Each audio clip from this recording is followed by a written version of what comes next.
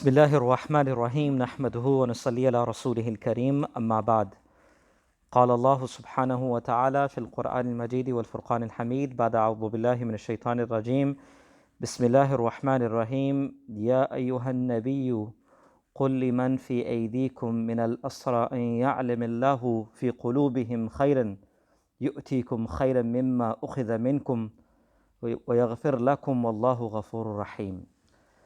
Brothers and sisters, elders, this is our 10th day of our fasting. May Allah subhanahu wa ta'ala accept all of our days of fasting from us. May Allah subhanahu wa ta'ala allow us to benefit from the remaining days of the month of Ramadan, the month of Rahmah, the month of Maghfirah, the month of freedom from the fire and acceptance to Jannah is here. May Allah subhanahu wa ta'ala grant all of us His Rahmah and His mercy. May Allah grant all of us His forgiveness and afiyah. And may Allah subhanahu wa ta'ala allow us to take care of the days that we have left in the best possible manner. This is the 70th verse from the 8th surah of the Quran, which is Surah Al-Anfal. And as we know that the 10th juz of the Quran begins from the portions of Surah Al-Anfal, and then it finishes, and then it starts from the beginning of Surah Tawbah. Both of these particular surahs were actually revealed after the military expedition of the Prophet ﷺ. This particular surah, Surah Al-Anfal, was revealed in the early times of the hijrah of the Prophet ﷺ towards Medina. And to really understand Quran, subhanAllah, you also need to also understand the seerah of the Prophet ﷺ, so you can really see where the ayats and the verses of the Quran are coming from.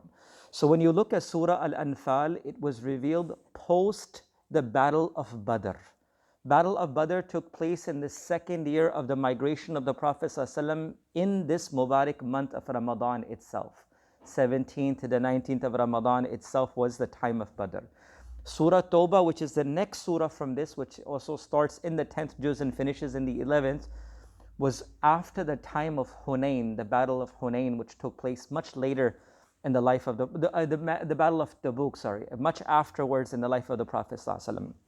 So with regards to this very particular ayat of the Quran, Allah subhanahu wa ta'ala is speaking to His Habib Rasulullah sallallahu alaihi wasallam directly.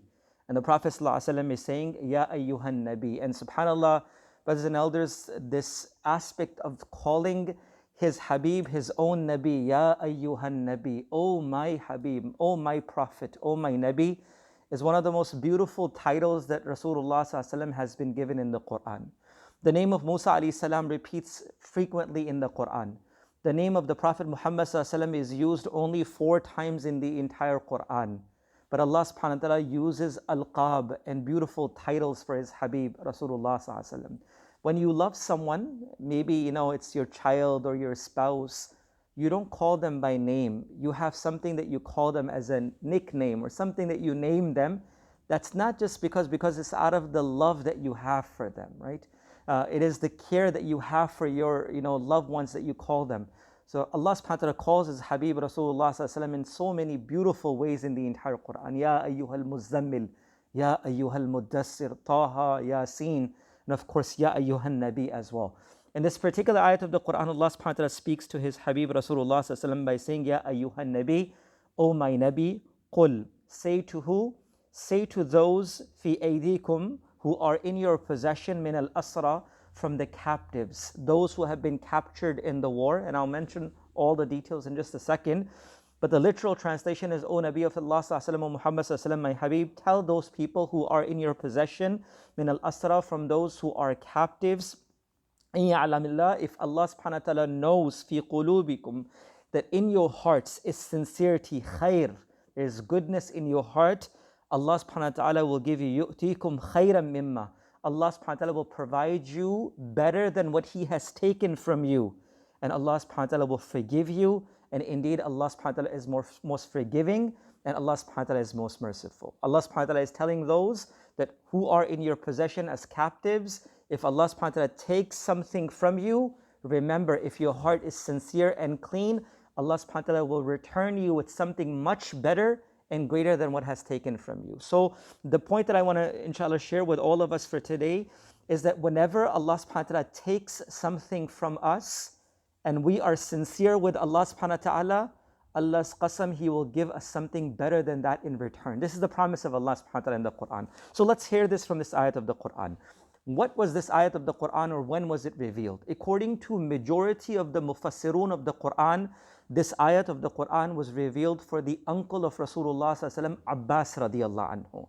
On the day of Badr, Abbas radiallahu anhu came with the people of Quraysh to fight against the Muslims. Ibn Ishaq, the great historian, writes in his seerah, in his tarikh, that Abbas radiallahu anhu did not want to fight against the Muslims, but he was forced into being brought with the Quraysh because he was considered to be amongst the dignitaries of the Quraysh himself, Bani Hashim. He came, Rasulullah sallallahu alaihi wasallam informed the Sahaba that there are certain people who are coming with Quraysh to fight with us on the day of Badr, but their hearts are not against us. So if you see them, do not kill them. Just take them into captives, but do not kill them. Do not kill Abu Bakhtari, do not kill Abbas. He gave certain names. There was a man from amongst the Sahaba, his name was Abu Hudayfa. He said, bin Utban, he said, and of course this was just sheer out of as a human being. He said, "O Muhammad sallallahu alaihi wasallam, we should kill our own uncles and fathers and brothers and not yours." And at this moment when Umar radiallahu anhu heard this, the Prophet ﷺ looked at Umar, and this was a very tense time in Sirah itself. So Rasulullah ﷺ looked at Umar and he said, "Ya Aba Hafs." And Umar radiallahu anhu said, "This was the first time ever that the Prophet ﷺ called me Abu Hafs, the father of Hafsa, Abu Hafs. Will my uncle's face be put into dirt?" At this moment Umar radiallahu anhu said, "O Nabi of Allah ﷺ, if you tell me, I'll take my sword and finish this man who has said this." But the Nabi of Allah ﷺ remained quiet. Going further, subhanallah, Abbas radiallahu anhu was taken as a captive. He was not killed. He was taken as a captive. Once he was taken as a captive, the Nabi of Allah sallallahu alaihi wasallam made mashura with the Sahaba to say, what should we do with the captives of Badr? Should we take their lives? Should we set them free? Long story short, we all know that the Quran mentions that the mashwara, or the opinion of Abu Bakr radiallahu anhu, was take a little bit of ransom, set them free. They are our brothers, they are our uncles, they are our cousins. Let them go, and maybe Allah will give them hidayat. When the time of Abbas radiallahu anhu came, the Prophet ﷺ said, "Abbas, give your ransom. Give the money to set you free." So he said, "O Muhammad ﷺ, there was gold with me that I had brought, and you took that. Take that money as my ransom and set me free." The Prophet ﷺ said, "No, that was the war wealth that was distributed amongst the Sahaba," meaning that was anfal, the money that is taken from it. But the money has to come from your pocket. And not only for you, but you also have to set free your nephews, Nawfal and Aqil as well. He said, "O Muhammad sallallahu alaihi wasallam, you are putting me in a condition that I have to beg in front of Quraysh to take this money." So at this moment, Rasulullah sallallahu alaihi wasallam said, "O Abbas, you have money. The money that you and al-Fadl, meaning the wife of Abbas radiallahu anhu, had hid it in a secret place that no one knows except for both of you. And you told your wife that if you are killed in this battle, then this money will take care of your sons, Qutham and other. So why don't you go and dig that money and give that as ransom?" At this moment, Abbas radiallahu anhu said, "Ashhadu an la ilaha illallah. O Muhammad sallallahu alaihi wasallam, I knew that you are the Nabi of Allah. But today you confirmed that there is no one except for Allah as worthy of worship, and you are the messenger of Allah subhanahu wa ta'ala, because the money that you just mentioned, no one in the world knows except for me and al-Fadl, meaning my wife. And we secretly talked about this in the middle of the night in privacy. No one knows except for both of us. And for you to know this, you are the messenger of Allah subhanahu wa ta'ala."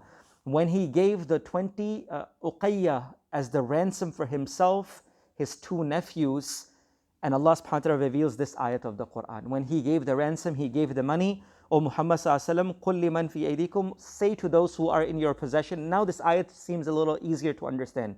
"O Muhammad sallallahu alaihi wasallam, say to those who are in your possession as captives, if Allah knows that your heart has goodness and khair inside, Allah subhanahu wa ta'ala will return you much better than what He has taken from you. And not only return, but Allah will forgive you. He is most forgiven." Ibn Abbas radiallahu anhu said, I gave 20 uqiyah that day, the amount of gold, but in return, Allah subhanahu wa ta'ala gave me so much wealth. Ibn Abbas radiallahu anhu said, Allah gave me so much wealth that I had 20 servants, and every servant of mine would run its own venture, not business, a huge venture. and every venture would give me 20,000 dinars. This was all the barakah of this ayat of the Quran that Allah returned to me. And not only this, then he used to say, Mimma ukhida khair, and he says the word khair. He said, Allah subhanahu wa ta'ala made me the custodian of Kaaba. I give the Zamzam to the people of Hujjaj who come, and I take care of the door of the Kaaba, the house of Allah subhanahu wa ta'ala. And he says, that is more precious to me than this world and whatever it contains. Brothers and elders, the message for today is that when Allah subhanahu wa ta'ala takes something from us, but if our hearts are sincere and clean and pure for the sake of Allah subhanahu wa ta'ala, we never lose hope with Allah subhanahu wa ta'ala. We admit to the commands of Allah subhanahu wa ta'ala. He promises to return multiple fold in this dunya and multiple times in akhirah. So have that hope with Allah subhanahu wa ta'ala. The month of Ramadan is of hope. The month of Ramadan is of connecting our hearts with Allah subhanahu wa ta'ala. Month of Ramadan is to getting our needs fulfilled from Allah subhanahu wa ta'ala. May Allah accept this from all of us. Allow us to live according to the Quran and Sunnah. Again, this is 10th Sipara, 8th Surah, verse number 70. Revealed for Abbas radiallahu anhu, a message for all of us. May Allah give us tawfiq, inshallah. Subhanallah wa bihamdihi. Subhanakallahumma wa bihamdik. Nashhadu an la ilaha illa anta nastaghfiruka wa natubu.